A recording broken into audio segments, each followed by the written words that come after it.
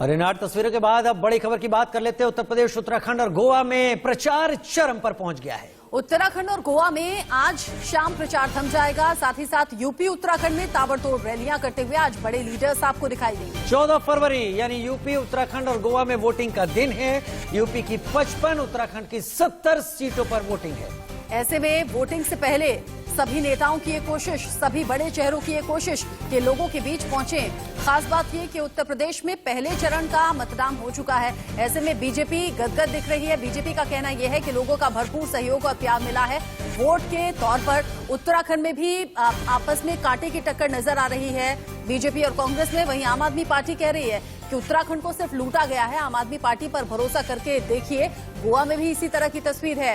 गोवा में भी आम आदमी पार्टी की एंट्री होने के बाद अरविंद केजरीवाल दिल्ली की तर्ज पर भ्रष्टाचार खत्म करने की बात कर रही है। 14 फरवरी दूसरा चरण। उत्तराखंड और गोवा के लिए सिर्फ एक चरण में चुनाव का मतदान। हालांकि दूसरे चरण में उत्तर प्रदेश, रुहेलखंड की करीब 55 सीटों पर, 9 जिलों की 55 सीटों पर वोटिंग होगी। उत्तराखंड की सभी 70 सीटों पर वोटिंग है और गोवा की सभी 40 सीटों पर वोटिंग होगी।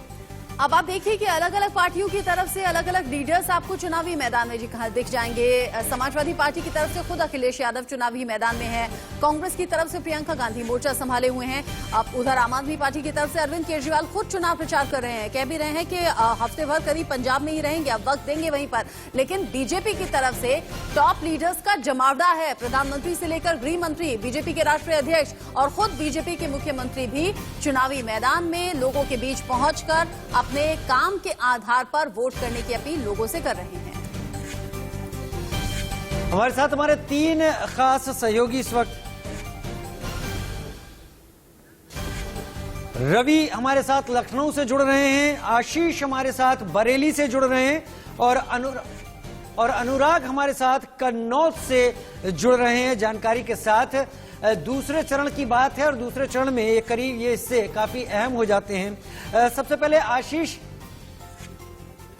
पहले अनुराग का रुख कर लेते हैं। अनुराग बताएंगे कि क्या कुछ ग्राउंड जीरो पर रिपोर्ट है, लेकिन उससे पहले